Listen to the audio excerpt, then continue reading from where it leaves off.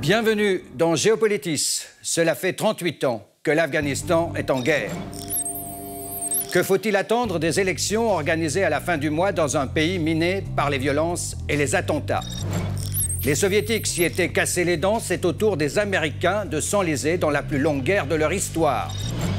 Comment expliquer l'invincibilité des talibans? 15 ans après avoir été chassés de Kaboul, les étudiants en religion contrôlent aujourd'hui la moitié du territoire. Enfin, nous verrons l'Afghanistan à travers le regard d'un grand photographe afghan, la souffrance d'un peuple en quelques images dans l'objectif de Zalmay. Le vertige est un des premiers mots qui vient à l'esprit à propos de l'Afghanistan. Vertige face à un conflit dont personne ne voit la fin. Les États-Unis y sont embourbés depuis 18 ans. Vertige des chiffres, 840 milliards de dollars, 45 milliards de dollars chaque année ont été dépensés pour tenter de ramener le pays dans le giron de l'Occident, sans aucun résultat tangible. 18 000 soldats américains sont encore déployés là-bas. Ils ne combattent plus pour gagner la guerre, mais pour ne pas la perdre. Vertige encore face au désastre humanitaire. La guerre d'Afghanistan est en passe de devenir la plus meurtrière du monde. 20 000 personnes ont été tuées depuis le début de l'année. L'Afghanistan se compose d'une mosaïque de populations. Il n'y a donc pas à proprement parler de peuple afghan. Historiquement et territorialement, les Pashtuns ont toujours dominé, au moins jusqu'à l'invasion soviétique. Ils représentent environ 40% de la population totale. L'ethnie tadjik est le deuxième groupe minoritaire. Les Hazaras, de religion chiite, occupent les régions centrales et montagneuses. Au nord, les populations d'origine turque, ouzbek, turkmène, kazakh totalisent ensemble 15%. Mentionnons encore, sans être exhaustif, l'ethnie baloutche au sud-ouest. L'Afghanistan est donc une juxtaposition d'ethnies qu'aucune puissance étrangère n'a jamais réussi à dominer.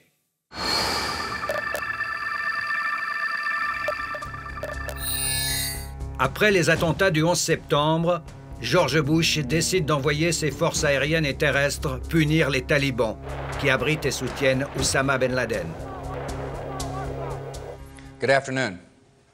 On my orders, j'ai ordonné à l'armée américaine de débuter ses frappes sur les camps d'entraînement d'Al-Qaïda et sur les installations militaires des talibans en Afghanistan.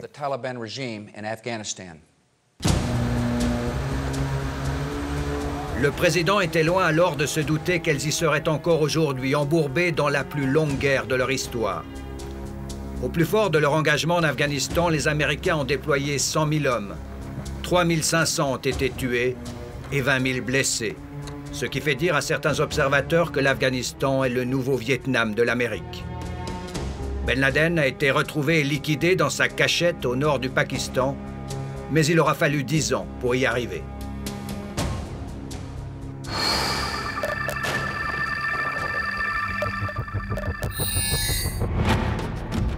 En presque 38 ans de guerre, l'année 2018 s'annonce comme la plus meurtrière. Acculés par les combattants djihadistes, l'armée gouvernementale et la police subissent jour après jour des pertes ahurissantes. Presque aucune province n'est épargnée. Les talibans eux-mêmes doivent rivaliser avec l'État islamique et d'autres groupes djihadistes qui se disputent des portions de territoire. L'opium demeure un des ressorts de la guerre. Malgré les milliards dépensés pour éradiquer la culture du pavot, les récoltes affichent des records. Et l'Afghanistan, comme il y a 20 ou 30 ans, continue de fournir 80% du marché mondial de l'héroïne.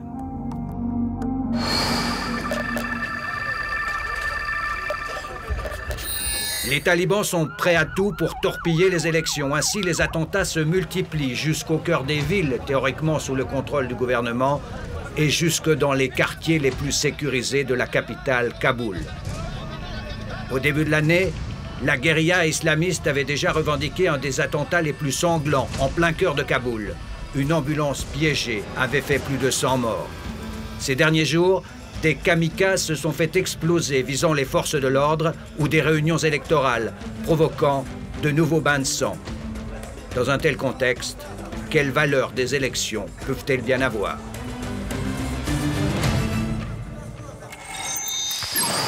Bonjour Karim Pakzad. Bonjour. Merci de nous rejoindre sur le plateau de Géopolitis. Vous êtes chercheur auprès de l'Institut de recherche internationale et stratégique à Paris. Et pour la petite histoire, vous avez commencé votre carrière comme professeur à l'université de Kaboul. Karim Pakzad, qu'est-ce qu'on peut attendre de ces élections dans un tel contexte de violence? Ce qu'attend la communauté internationale, notamment l'Union européenne, à savoir donner une certaine légalité et légitimité aux institutions afghanes.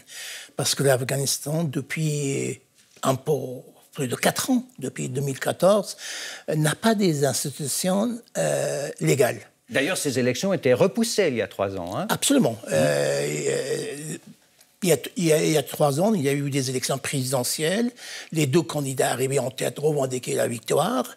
La situation était très grave, au bord d'affrontements. Le secrétaire d'État américain John Kerry est intervenu à plusieurs reprises. Finalement, il a fait signer un papier entre les 2 candidats arrivés en tête, à savoir actuel président de la République, M. Ashraf Ghani, et M. Dr Abdallah, pour former un gouvernement qui s'appelle le gouvernement d'union nationale, qui n'est pas prévu par la constitution afghane. Donc c'est un gouvernement qui n'est pas légal. Est-ce que tous les Afghans pourront voter ces prochains jours? Oui, en principe, tous les Afghans qui ont plus de 18 ans peuvent voter. Mais en pratique, il y a pas mal d'endroits qui s'échappent aux élections. D'abord, près de 6 millions d'Afghans installés à l'étranger, notamment dans les pays voisins, ils n'ont pas le droit de voter. Ils sont exclus. Ensuite, à l'intérieur même du pays, il y a des zones d'affrontement, des zones de guerre, des zones où les talibans sont assez puissants, qui empêchent le déroulement normal des élections. Donc, il y a certains Afghans qui ne peuvent pas voter. Et puis, il y a d'autres régions où il y a la menace d'affrontement, il y a la menace ou la pression des talibans, ou même la guerre interne entre les différents candidats qui empêchent les électeurs d'aller voter. Il y a plus de 5000 candidats inscrits. Est-ce que ces élections pourraient être l'occasion d'un renouvellement de la classe politique afghane qui a été monopolisée depuis presque toujours par les chefs de guerre, par les clans? Oui, absolument, vous avez raison. Jusqu'à maintenant, c'était le cas.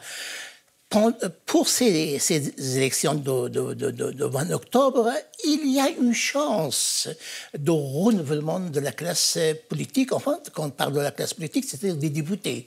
Parce qu'il y a beaucoup de jeunes appartenant à la jeune génération, des gens éduqués, formés, des universitaires extra qui se sont présentés aux dernières élections.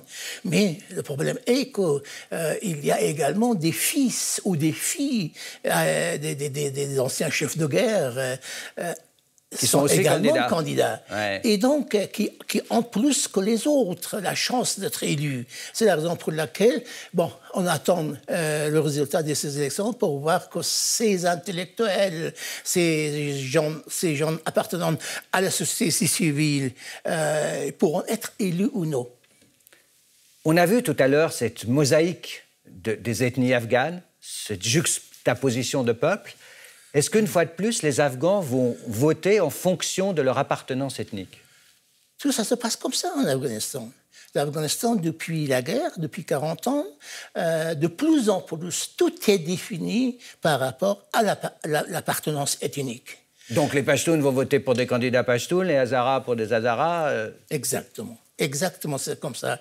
Ça sera exceptionnel si un candidat éventuellement dans les grandes villes et surtout à Kaboul, qui pourrait être élu sur une base non ethnique. Mais ce sera vraiment un miracle. Sinon, tous les candidats, en fait, font campagne au sein de son ethnie. C'est une élection qui se déroule sous occupation. Il y a 18 soldats américains stationnés en Afghanistan. Ça fait 18 ans maintenant que les Américains sont enlisés en Afghanistan. Comment vous expliquez cet enlisement? Cet enlisement, c'est parce que les Américains, lorsqu'ils ont décidé d'intervenir après les attentats de 11 septembre en Afghanistan, ils n'avaient aucune notion où ils vont mettre le pied.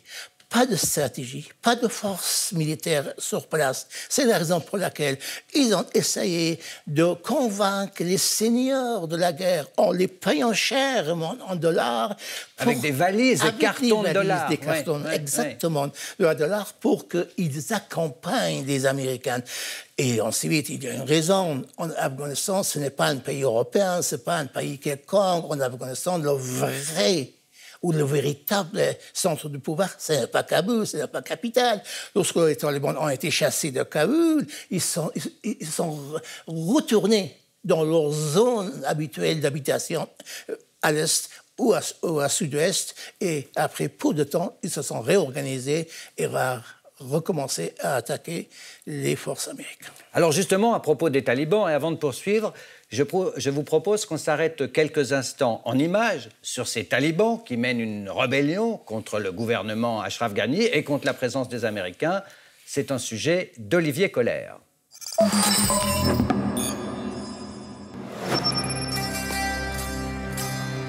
Exécution en plein cœur de Kaboul. À peine arrivés au pouvoir en 1996, les talibans font régner la terreur. Condamnation à mort d'opposants et d'infidèles, ou le supplice de femmes dans le stade de football, exhibaient-elles des offrandes lors d'exécutions publiques, froidement abattues pour soupçons d'adultère, prostitution ou pour avoir écouté des chansons venues d'Occident.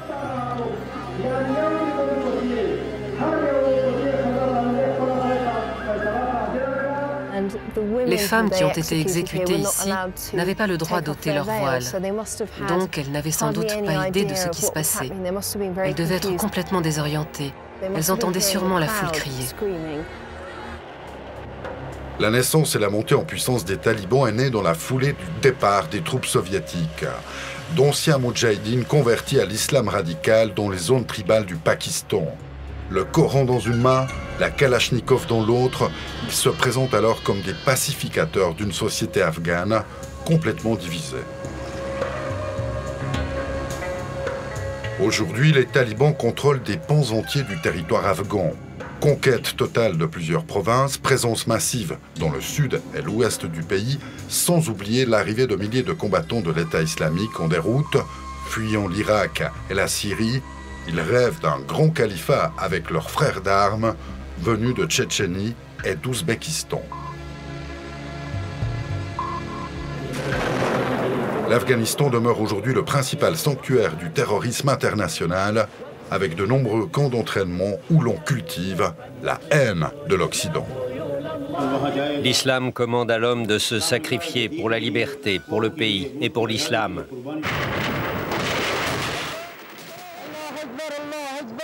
Un climat de terreur qui provoque un exode massif de civils afghans, 2,5 millions selon des chiffres du HCR.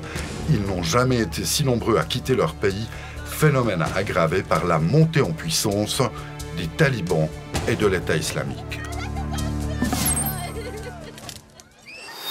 Les talibans, Karim Pakzad, contrôlent aujourd'hui près de la moitié du territoire afghan. Comment comprendre leur force de frappe ? Les talibans ne sont pas un mouvement isolé, contrairement à ce qu'on dit. D'ores et déjà, ils ont mis en échec sur le plan militaire la grande puissance armée qui est dans le monde, à savoir l'OTAN. Parce que ces gens-là, ils ont des assises populaires. Au début, les talibans étaient issus de l'ethnie Pashtun. Aujourd'hui, il s'est élargi un petit peu au sein des autres ethnies, mais quand même, ils ont gardé leur assise populaire. Et ensuite, ces talibans-là ne sont pas isolés, ne sont pas seuls. Ils sont aidés également par des puissances étrangères. Qui les soutient à l'étranger, principalement ? Principalement, les talibans ont été la création du Pakistan. Le Pakistan qui ne voulait pas voir l'Afghanistan échapper à son contrôle, qui est vital pour le Pakistan, fin 1994, a décidé de créer de toutes pièces le mouvement des talibans qui, au bout de 2 ans, ont pris le pouvoir en Afghanistan. Mais les talibans, ensuite, ils ont été aidés par l'Arabie Saoudite, par l'Émirat arabe uni et par des milieux wahhabites de Golfe Persique. Maintenant, ils sont reconnus sur l'échiquier régional par l'ensemble des puissances de la région. Donc, y compris l'Arabie Saoudite, la Russie, la Chine, c'est un partenaire de négociation maintenant. Oui, aujourd'hui, en fait, le gouvernement afghan ne représente qu'une petite partie de la population, même dans les zones où le gouvernement est présent, l'opposition au gouvernement est assez forte. Et donc, les pays voisins cherchent de parler avec ceux qui ont le véritable pouvoir à Kaboul. Et c'est la raison pour laquelle, ces dernières années, ceux qui étaient considérés comme des terroristes, aujourd'hui, sont devenus des interlocuteurs pour la Chine, pour la Russie, pour d'autres pays de la région, et également pour les Américains qui ont commencé à discuter officiellement avec les talibans. Oui, c'était cet été à Doha. Oui, ouais. Exactement. Est-ce que le fait que les Américains négocient directement avec les talibans, est-ce que c'est d'une certaine manière pour contenir l'État islamique? Parce qu'on a parlé aussi de la montée en puissance de l'État islamique en Afghanistan. L'État islamique est apparu en Afghanistan, évidemment, il y a à la fin de 2014. Maintenant, c'est une force avec qui il faut compter, mais ce n'est pas une force égale aux talibans qui menacerait l'ensemble de l'Afghanistan ou de la région. Mais il est présent. Mais la véritable raison est que les Américains cherchent à avoir une influence durable en Afghanistan, parce que dans la politique grande stratégie américaine, l'Afghanistan représente une importance considérable vis-à-vis de l'Asie. C'est la raison pour laquelle les Américains, que ce soit le gouvernement de Kaboul, que ce soit les talibans, à condition qu'ils assurent la permanence de la présence américaine, or ils discutent. Qu'est-ce qui différencie les talibans afghans et les djihadistes de l'État islamique? Il y a beaucoup de choses. Ils n'ont pas la même conception de la religion. Les talibans, c'est un mouvement islamiste extrémiste. Mais nationaliste. Assez rigoureux sur le plan religieux, mais nationaliste sur le plan politique. Les talibans veulent revenir au pouvoir à Kaboul. Ouais. Or, Daesh, c'est un mouvement universaliste. Ouais.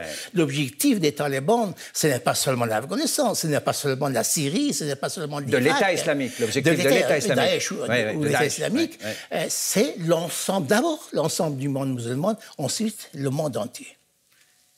On a toujours dit que la clé d'une solution au conflit afghan, ça passerait par Islamabad au Pakistan. C'est toujours vrai aujourd'hui? Toujours vrai, absolument toujours vrai. Sans le soutien du Pakistan, le mouvement des talibans n'aurait pas été présent aujourd'hui dans le champ politique et militaire en Afghanistan. Les Américains ont essayé de faire la pression contre le Pakistan, mais les talibans sont primordiales, sont vitales pour les intérêts pakistanais. Mais la situation est telle que maintenant, c'est élargi un peu. La Chine, la Russie également, qui ont des soucis vis-à-vis de la politique américaine, que ils pensent expansionniste dans la région, commencent également à discuter avec les talibans. Et voilà, c'est la raison pour laquelle les talibans, ce mouvement terroriste il y a quelques années, devenu un mouvement respectable avec lequel tout le monde discute. Et incontournable pour une solution en Afghanistan. Oui, évidemment. Merci, Karim Pakzad, pour cet éclairage. C'était un plaisir de vous recevoir sur le plateau de Géopolitis. Merci. Merci. C'est un immense photographe récompensé par de nombreux prix internationaux. Lorsqu'il était enfant, avec sa famille, il avait quitté l'Afghanistan, il y est retourné souvent et longtemps pour témoigner de la souffrance de son pays. C'est notre rubrique, mais encore à travers le regard de Zalmay.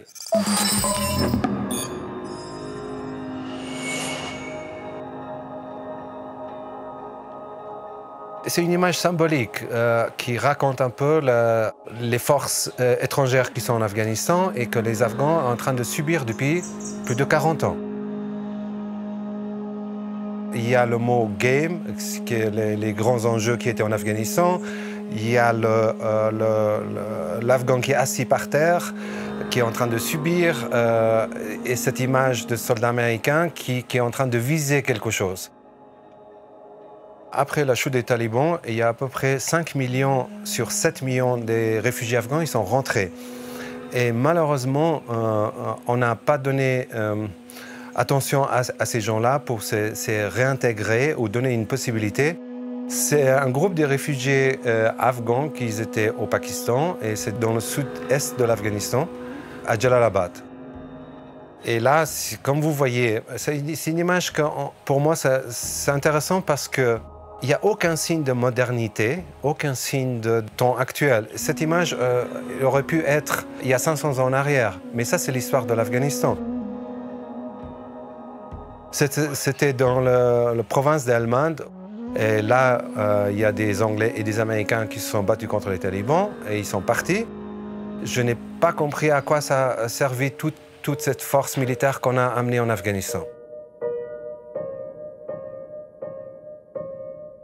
Après 40 ans de guerre, il y a toujours une résilience de la part des Afghans. Quand on regarde, chaque maison en Afghanistan, depuis ces 40 ans, a été touchée par la guerre. Chaque fois qu'on pousse une porte, on voit la souffrance. Il y a un moment, il y a certaines personnes qui perdent l'espoir. Et dès qu'on perd l'espoir, on essaye de quitter, on prend le chemin de l'exil. Et la dernière photo que moi j'ai faite sur les Afghans, c'est cette image que vous voyez, qui est un jeune homme avec sa valise, qui était dans le camp de Calais. J'arrivais pas à comprendre que je suis en train de faire cette image-là en Europe. Et c'est comme une scène de guerre. Je crois qu'ils sont venus pour demander une protection. Et on ne peut pas envoyer les gens, on ne peut pas les refouler les gens. On a des responsabilités, il faut qu'on assume nos responsabilités.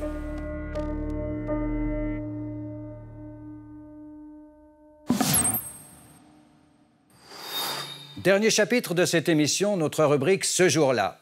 Ce jour-là, le soir de Noël 1979, l'armée rouge envahissait l'Afghanistan. Ses chars traversaient la frontière depuis l'Ouzbékistan et son aviation prenait possession de l'aéroport de Kaboul. Les Soviétiques resteront 10 ans à combattre les Moudjahidines. Mélanie Oyon.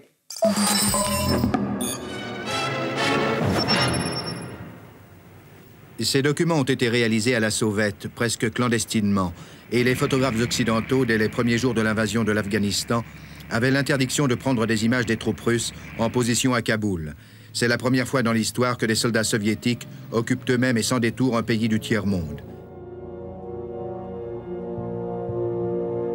Ce jour-là, le 24 décembre 1979, les troupes de l'Union soviétique entrent en Afghanistan.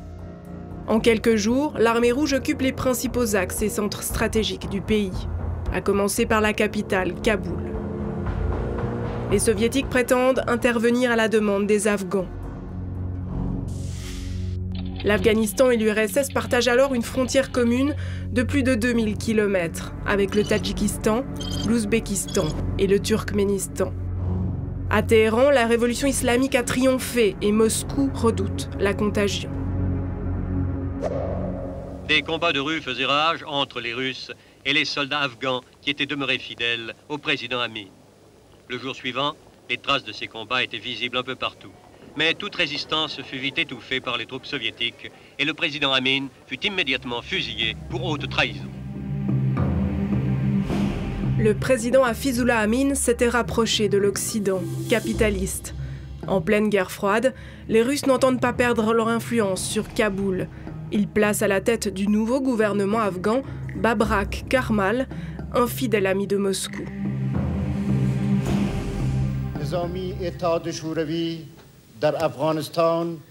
Les soldats soviétiques qui sont venus en petit nombre sont là pour nous protéger d'une éventuelle agression de l'étranger, venant par exemple de notre frontière méridionale.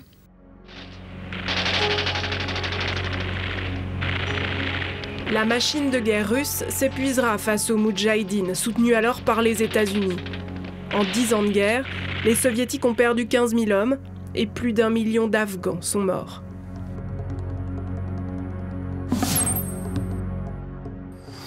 Au terme de cette émission, vous pourrez découvrir les images puissantes de Zalmay, que nous remercions pour son concours à cette émission. Le photographe afghan a entre autres publié Dread and Dreams aux éditions Daylight. Sur le site de Géopolitis, à revoir le film réalisé par Jacob Berger en 1993 pour le magazine Temps Présent, intitulé « Les renards de Kaboul ». À l'époque, les différentes factions moudjahidines s'affrontaient pour le contrôle de la capitale. Aujourd'hui, la ville est coupée en deux. Les factions rivales ont pris position le long d'une interminable ligne de démarcation, transformée de part et d'autre en un vaste no man's land.